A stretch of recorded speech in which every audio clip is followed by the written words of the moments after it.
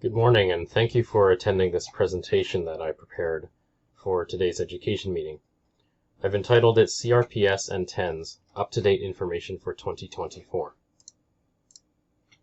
I've personally been noticing an increase in the numbers of stroke patients that I've had with diagnosed CRPS this past year. Unfortunately, with stroke patients, it's often not a great option to just not complete exercises, especially neuromuscular electrical stimulation with their hemiparetic limbs. So I was curious as to whether TENS could help alleviate some of these patients' pain symptoms, since a good number of our NMES machines can actually do dual duty. So I started this project to determine the suitability of using TENS for CRPS with these patients. And over time, the results of the project actually made me realize that it would be worthwhile to add a secondary objective, which was to increase the awareness of treatment options in general for CRPS. So first, what is CRPS? It stands for Complex Regional Pain Syndrome, and it's distinguished by a chronic pain of the musculoskeletal system that is generally disproportionate to the insult sustained and lasting well after the initial injury, and often involving an array of unusual symptoms. In summary, it's not well understood, and in fact, for all we know, could just be a collection of odd pain conditions that currently stand under one umbrella terms. There are two types. Type 1 was historically referred to as reflex sympathetic dystrophy.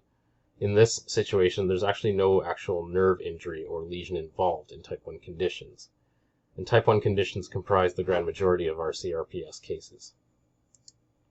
Type 2 is also referred to as causalgia, and is only diagnosed in the presence of a known nerve injury or lesion. CRPS is interesting in that there's a range of symptoms associated with it that are individually quite specific, but when occur in a bunch like this, can puzzle a therapist who is not familiar with the existence of CRPS as a diagnosis. In my experience, and again, this has purely been with mostly type 1 patients, the most common signs that I've seen are burning or throbbing sensations throughout the affected limb, swelling, sensitivity to cold or touch, reddened or white-red blotchy skin, stiffness, and a decreased ability to move the affected body part.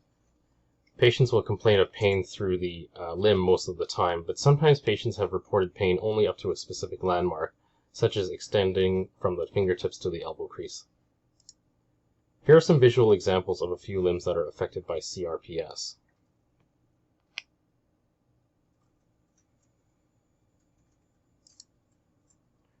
In this photo, it's a bit unclear to me whether both hands are affected or if this person is just somewhat swollen in general, but if you can note the shiny and reddened appearance of the left hand.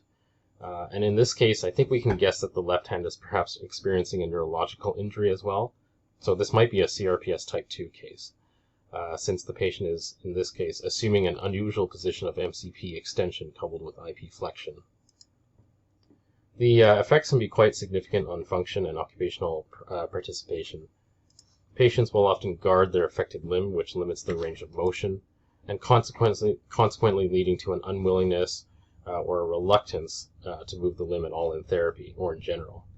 They might also experience anxiety at having to perform certain exercises in your sessions, and the result can often be a disproportionate degree of disability with their ADLs and an increase in the burden of care. So in what situations might you want to be alert for CRPS symptoms?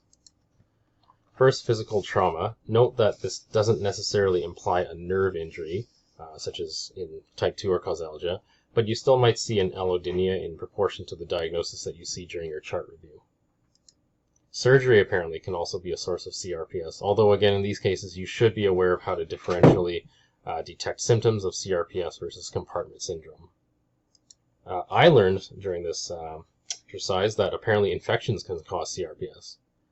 And lastly, my personal experience is that, of course, stroke can coincide with CRPS. I don't really know how that works, but hopefully we'll find out in the future. Here are some treatment options that are currently used for CRPS, both from my own personal experience, as is mentioned in the reviewed literature.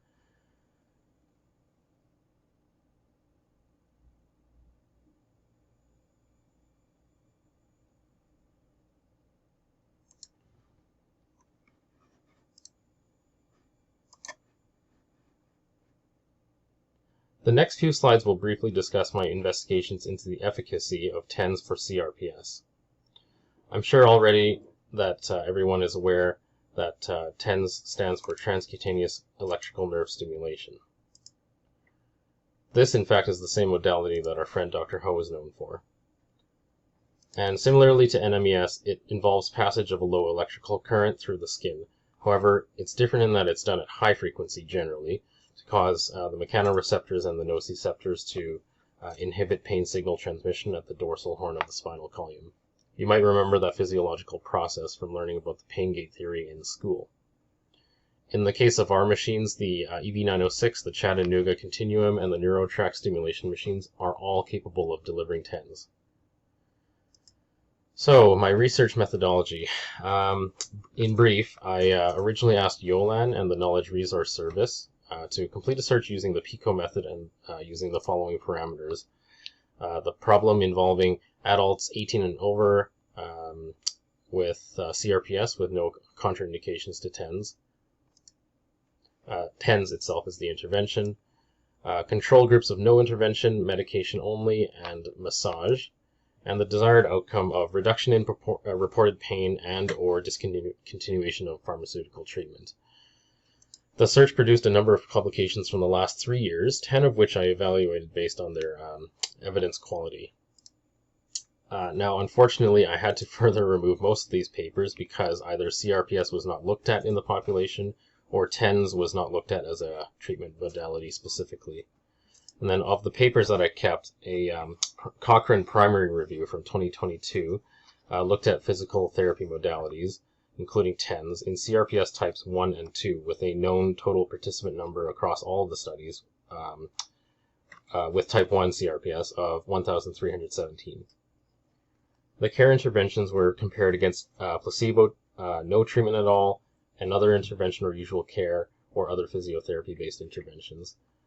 And the primary outcomes were pain intensity and disability. Some studies also included secondary outcomes of quality of life, patients' global impressions of change, and adverse effects. Most of the studies did not include data on pain, but one trial of multimodal physiotherapy involving 135 participants found no between-group differences in pain intensity at 12-month follow-up. Multimodal physiotherapy demonstrated a small between-group improvement in disability as the outcome measure at 12 months follow-up compared to an attention control, which just means literally social interaction with others alone, but with very low certainty evidence. And in terms of the outcomes that I desired to find out about, which again were pain reduction and discontinuation of pharmaceuticals, equivalent data were not available, and no details regarding adverse effects were reported either. Furthermore, a primary review by Moretti and their team in 2021 reported that one randomized control study of an N of 30, which compared two 15-member groups receiving either 20-minute TENS plus the usual treatment versus compared to 20 minutes of sham TENS and usual treatment over 15 sessions, found that TENS, which in this case was at 100 hertz and 50 to 100 millisecond it should be microsecond pulse widths, reduces pain on a bunch of different pain scales, as well as swelling. Otherwise, data unfortunately was limited to single case reports with poor resolution on specificity, and discontinuation of pharmaceutical treatment was not addressed. A primary review by Zangrandi and their team in 2021 found the same outcomes with respect to TENS efficacy as the above review, and Kessler and their team in 2020 also published a primary review with the same outcomes. There were some other problems that I noted in these studies. There was generally no standardization of protocols or parameters for TENS therapy. There was inconsistent use of measures or reporting of data for pain levels. And in general, there's poor resolution allowing for distinguishing what TENS is doing versus what usual care and maturational effects, i.e. time and natural healing, are doing.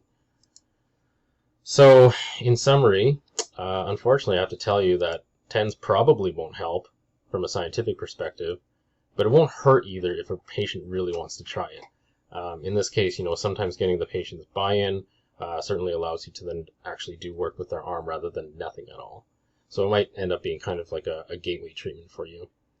However, I do want to make sure that everybody knows you do need to consider current pain levels before using TENS. Can the patient handle TENS if they're in pain? If not, you can consider your options. So in this case, it's best to prepare yourself as best as you can to recognize the signs and symptoms of CRPS, which I'll point you back to slide number 6. And of course, notify physiatry so that they can diagnose it and start pharmaceutical management. You can involve the patient in activities that provide a distraction from pain, and of course trying other modalities. In this case, I'll refer you back to slide 9. So I'll just take a moment here to comment that I think it would actually be interesting to gauge interest from our office as to whether learning how to use TENS in general is a worthwhile goal. If there is interest, I'm sure we could have a discussion as an office in the future about adding it to our collective repertoire.